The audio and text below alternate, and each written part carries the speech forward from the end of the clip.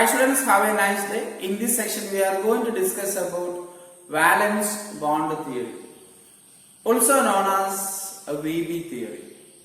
A theory was proposed by Hitler and London in 1927. H-E-I-T-L-E-R, Hitler and London. We know that according to modern theories, the covalent bond formation is based on quantum mechanical model. And according to VB theory, the electron cloud of valence shell or valence orbital of an atom overlap with electron cloud of valence orbital of other atom, and is lead to the formation of a covalent bond. Once again, according to valence bond theory, electron cloud of valence orbital of one of the atom overlaps with electron cloud of valence orbital of other atom, forms a covalent bond. And the main postulates of valence bond theory are: a covalent bond is formed by overlapping of atomic orbitals, especially half-filled atomic orbitals in the valence shell of an atom.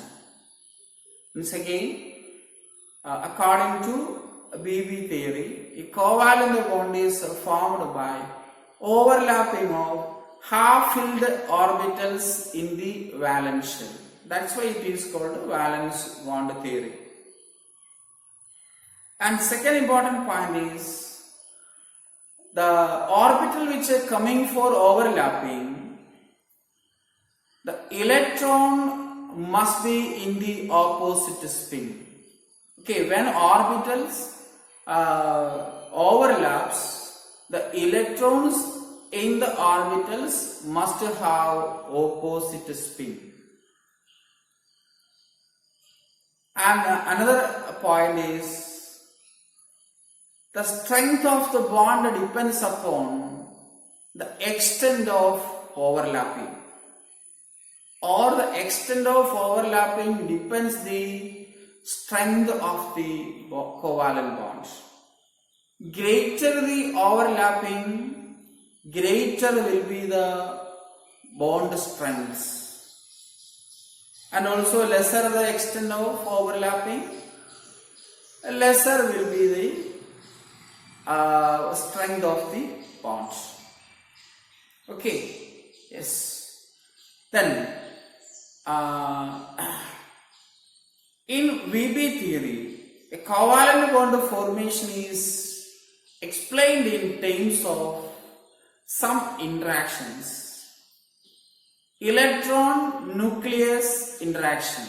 Okay, electron and nucleus attractive interaction. Electron repulsive interaction. And nucleus repulsive interaction. And according to experiments, when the attractive interaction is more than the repulsive interaction, a strong bond is formed between the two atoms. Okay, in the overlapping of atomic orbitals, there are three important interactions: electron nucleus attractive interaction, electron repulsive interaction, and nucleus repulsive interaction. When the attractive interactions are more than that of repulsive interaction, a strong bond is formed. And the formation of a covalent bond is explained by a simple molecule, hydrogen. Okay, let's discuss how a hydrogen molecule is formed according to the VB theory. For that, we take the hydrogen atoms are HA and HB. HA and HB.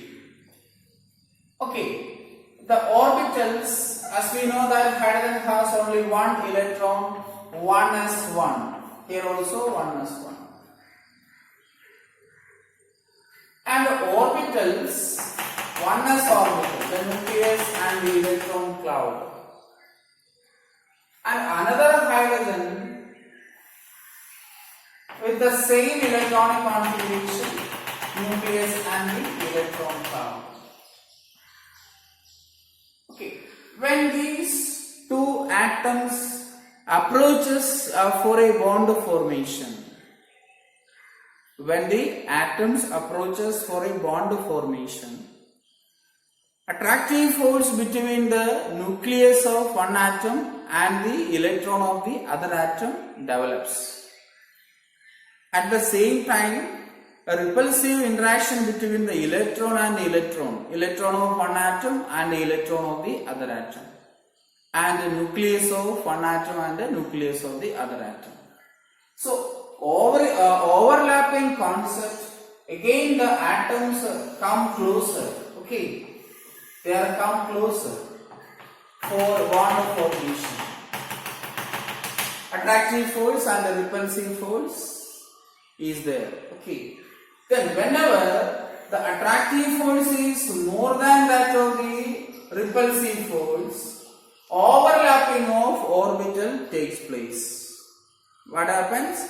Overlapping of orbitals takes place. And now a covalent bond is formed between hydrogen and hydrogen. Okay, so this is the overlapping of 1s orbital.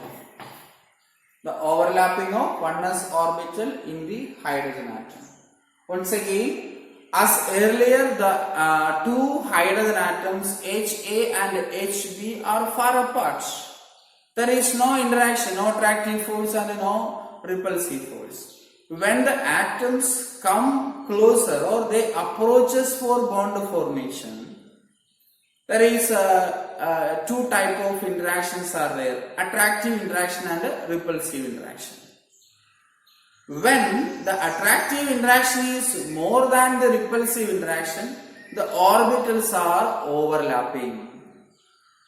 Are you clear? The orbitals are overlapping. That is depicted in the board. Okay. As earlier the atoms are far apart, there is no attraction. Then the atoms approaches for bond formation. Two type of interactions are there, attractive interaction and the repulsive interaction. And finally, the attractive interaction is more than the repulsive interaction, a covalent bond is formed. Okay, so let's discuss how the interactions are obtained. This is a nucleus of first atom, we can represent Na. Okay, nucleus of first atom Na. And Na has an electron Ea.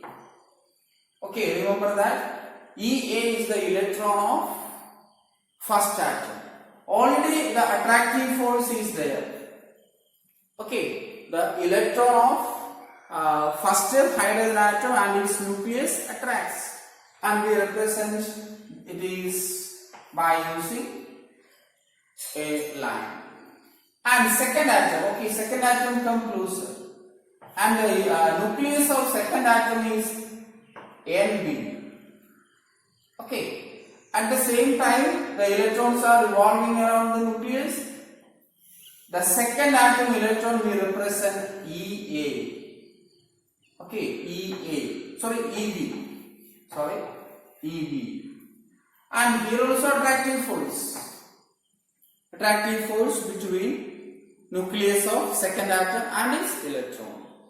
When the atom come closer, a new attractive force is developed between the nucleus of first atom and the electron of the second atom, and is represented by dotted lines.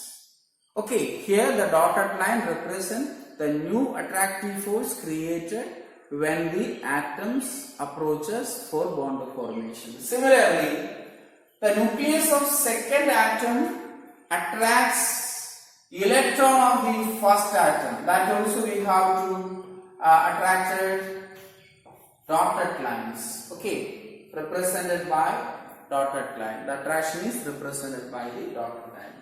So this representation is attractive interaction or attraction.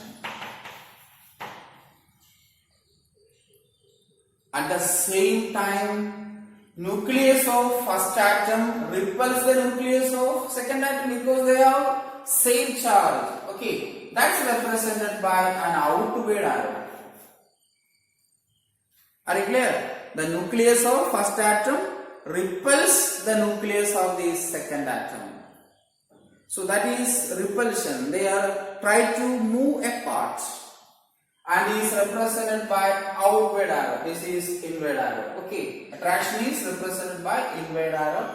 Then a repulsion is represented by like this. Same time, electron and electron repels. Okay, the electron and the electron repels. So two type of interactions are there: attractive interaction and repulsive interaction. Are you clear? Yes. Then, when the attractive force is more than the repulsive force, a bond is formed. Okay, whenever the attractive force overcome the repulsive force, a bond is formed, and the distance between the two nuclei is called bond length. When the attractive force is more, the molecule release some energy. That energy is called bond enthalpy. Okay, what is bond enthalpy? When the atoms approaches for bond formation, when the attractive force is more than that of the repulsive force, some energy is released and the molecule becomes stable. Okay, and the energy is called bond enthalpy. As we know that bond dissociation enthalpy. What is bond dissociation enthalpy? The enthalpy required to break one mole of a particular type of bond. That is bond dissociation enthalpy. Bond enthalpy and bond dissociation enthalpy relates. Okay, so let's this valence bond approach in an energy diagram. Okay, for that we take potential energy in the y-axis. So here the potential energy is suppose 0. Okay, the potential energy is supposed to be 0. Then, when the atoms come closer for bond formation, the energy released. Okay, the energy decreased. At a minimum distance, the energy is released is called bond enthalpy. In this axis, we take internuclear distance. Internuclear distance. And in the case of hydrogen atom, the minimum energy, the distance between the two nuclei is represented by R0. Okay, so let's draw. This is an atoms are far apart. This is a time when the atoms approaches closer, and at the point, okay, at this point, the atoms, the orbitals of the atom overlap. Okay, you also imagine, you also refer this picture. Okay, when the atoms are far apart, there is no attractive force and repulsive force. When the atom come closer, two type of interactions, attractive interaction and repulsive interaction. When the attractive force is more than the repulsive force, a bond is formed. And this is known as, okay, the distance is known as R0. Let it be written in the bottom. Okay. And energy is decreases. And this energy is called bond enthalpy. The minimum energy is attained At that much energy, you can see that 0, so negative energy. What the negative energy means? H2 plus combines H2 molecule. Okay, HIRs combines to form negative molecule. Bond enthalpy is equal to minus 435.8 kilojoule per mole. And remember that bond dissociation enthalpy H2 gas becomes H gas plus H gas. Bond dissociation enthalpy is equal to plus. Okay, bond dissociation enthalpy is equal to plus 435.8 kilojoule per mole, as we already discussed.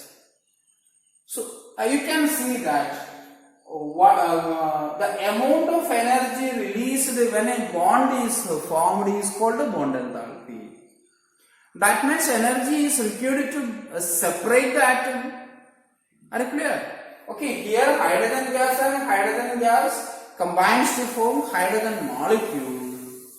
The energy released is 435.8 kilojoule. What represents the minus sign? Release.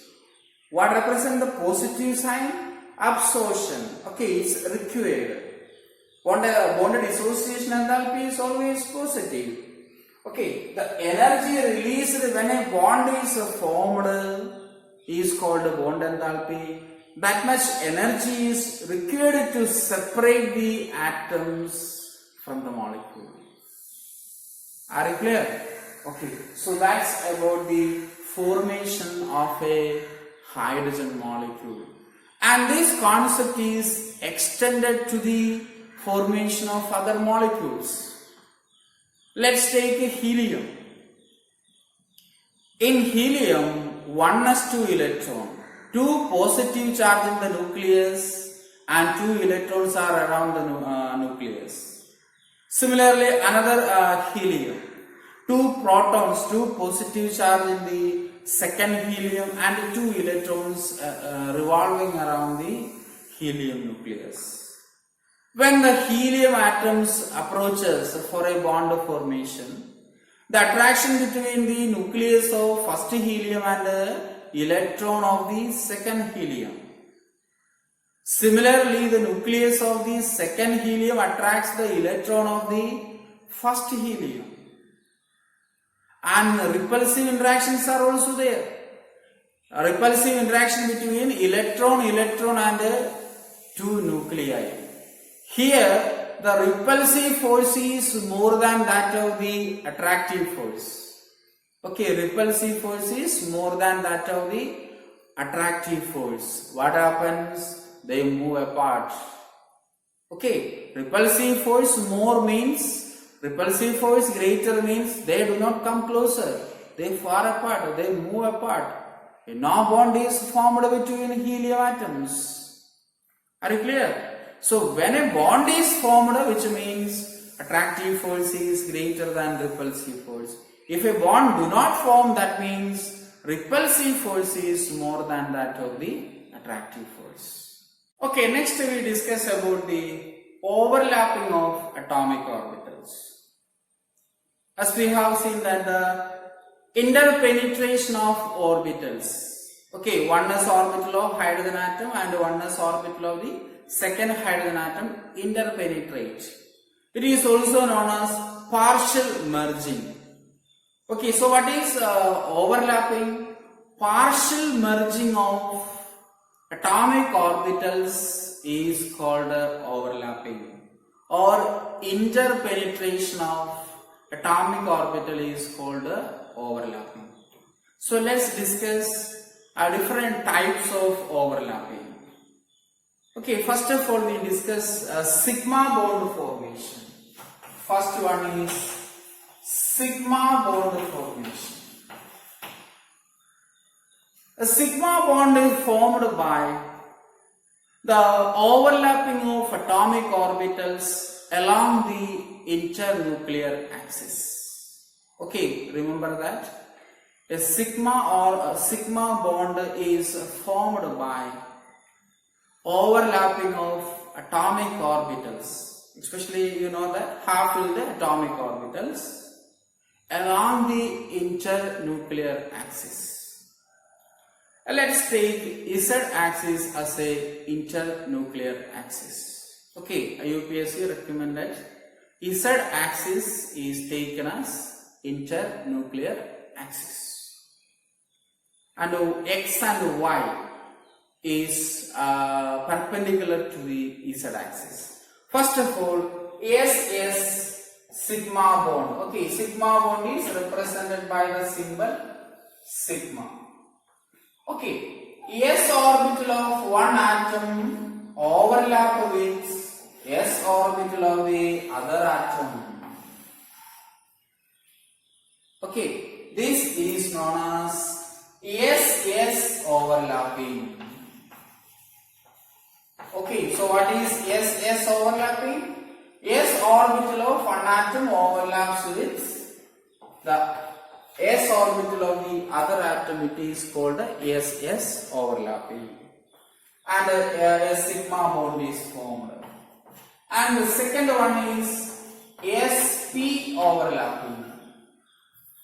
Okay, SP overlapping. S orbital of one atom overlaps with or partially merge with P orbital of the other atom, or in the reverse order, P orbital of one atom overlaps with the S orbital of other atom. Okay, so S orbital plus P orbital. What is the shape of P orbital? A dumbbell shape. Okay, this is taken as Z axis. Y and X is there. Okay, Y and X is there, and this forms a sigma bond by the overlapping of SP orbital. So SP gives a sigma bond. S orbital of one atom is overlapped with the P orbital of the other atom. And the third one is PP overlapping. P orbital of one atom overlaps with or merges with the P orbital of the other atom. And you know that Z axis is taken as internuclear axis. So P orbital of one atom is overlapped with, okay, they come closer, the positive side. Okay, you don't confuse with the positive side. It is positive wave function. Then minus. Then give PP overlapping. Okay, PP overlapping. This is PP overlapping. So S overlapping, SP overlapping, and PP overlapping leads to the formation of a sigma bond. A sigma bond is formed by head to head or end to end overlapping. Remember that the orbitals overlap along the internuclear axis. It is also called linear overlapping, end to end overlapping, or head to head overlapping. You can see here. Okay, head to head. The head of the one P orbital overlap with the head of the other P orbital. Okay, these are the sigma bond formation. And next we move to the pi bond formation. Okay, pi, Pi. It is represented by pi bond formation. Pi.